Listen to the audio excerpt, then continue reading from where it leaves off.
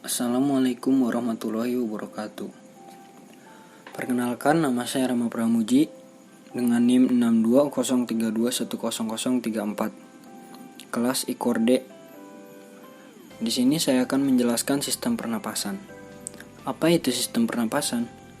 Sistem pernapasan adalah sebuah sistem organ yang berperan dalam respirasi, baik respirasi fisiologi maupun respirasi seluler.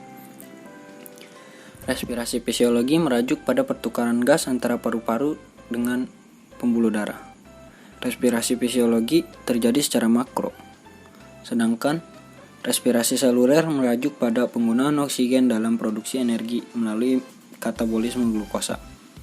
Respirasi seluler terjadi secara mikro, di dalam tiap sel di dalam tubuh manusia. Anatomi sistem pernapasan manusia. Anatomi sistem pernapasan manusia.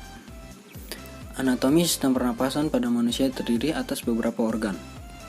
Masing-masing tersebut memiliki tugas berbeda, namun terkoordinasi untuk mendukung proses pernapasan dan respirasi tubuh. Organ-organ tubuh yang terlibat dalam sistem pernapasan manusia, yaitu ada hidung, faring, laring, trakea atau tenggorokan, paru-paru. Nah, selanjutnya saya akan menjelaskan bagian-bagian tersebut. Hidung. Hidung adalah organ terluar dalam proses pernapasan pada manusia. Hidung tersusun oleh tulang rawan yang memiliki dua lubang dengan dibatasi oleh sekat hidung. Pada hidung terdapat sel saraf olfaktori sebagai saraf penciuman, silia, dan selaput lendir. Fungsi hidung secara umum yaitu sebagai indera penciuman, melembabkan udara dan menyaring kotoran yang masuk bersama udara. Selanjutnya ada faring. Faring merupakan daerah percabangan antara rongga hidung, esofagus, dan trakea. Di dalam faring terdapat epiglotis yang memiliki kemampuan untuk membuka dan menutup. Epiglotis akan menutup jika ada makanan yang masuk ke dalam esofagus. Tujuannya agar makanan tidak masuk ke saluran pernapasan sehingga tidak menimbulkan tersedak. Selanjutnya ada laring. Laring merupakan pangkal tenggorokan yang tersusun atas lempengan tulang rawan. Pada laring terdapat pita suara yang bisa menghasilkan suara. Selain itu, dinding laring juga dilengkapi dengan otot untuk mengontrol gerakan membuka menutup epiglotis. Trakea atau tenggorokan. Trakea disebut juga batang tenggorokan yang membentuk gas atau cincin tulang rawan. Letak trakea ada di depan esofagus.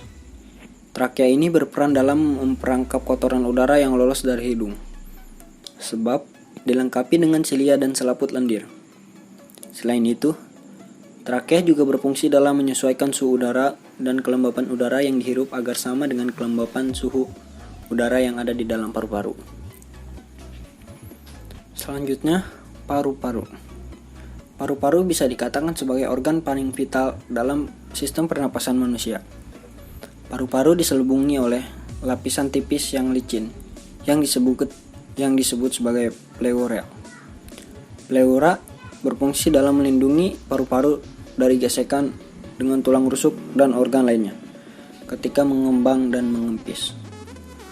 Bagian paru-paru terbagi menjadi dua bagian, yaitu paru-paru kanan dan kiri. Dua paru-paru ini dihubungkan dengan trakea melalui bronkus. Bronkus merupakan cabang trakea yang tersusun atas lempengan tulang rawan dan otot halus. Bronkus terletak di tengah-tengah ujung paru-paru atau bisa disebut dengan istilah bifurkasi. Selanjutnya, bronkus mengalami percabangan yang disebut dengan bronkeolus. Nah, selanjutnya kita menuju fungsi dan mekanisme pertukaran gas dalam sistem pernapasan.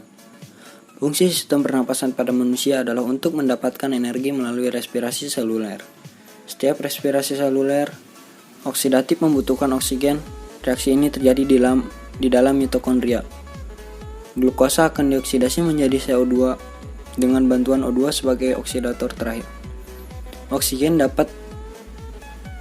Oksigen didapatkan dari darah yang ada di dalam pembuluh darah kapiler jaringan. CO2 hasil respirasi seluler kemudian akan dibuang dari dalam tubuh manusia dengan cara berdifusi ke darah. Darah dan jaringan tubuh akan mengalir menuju paru-paru melalui vena dan arteri pulmonari. Di dalam paru-paru, darah yang akan CO2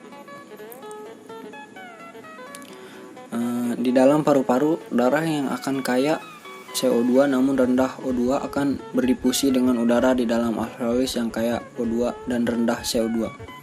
Hasilnya adalah darah bersih yang kaya akan O2 dan rendah CO2. Darah ini akan dipompa lagi menuju jaringan tubuh melalui aorta sehingga sel-sel di dalam tubuh dapat menggunakan O2 untuk respirasi seluler.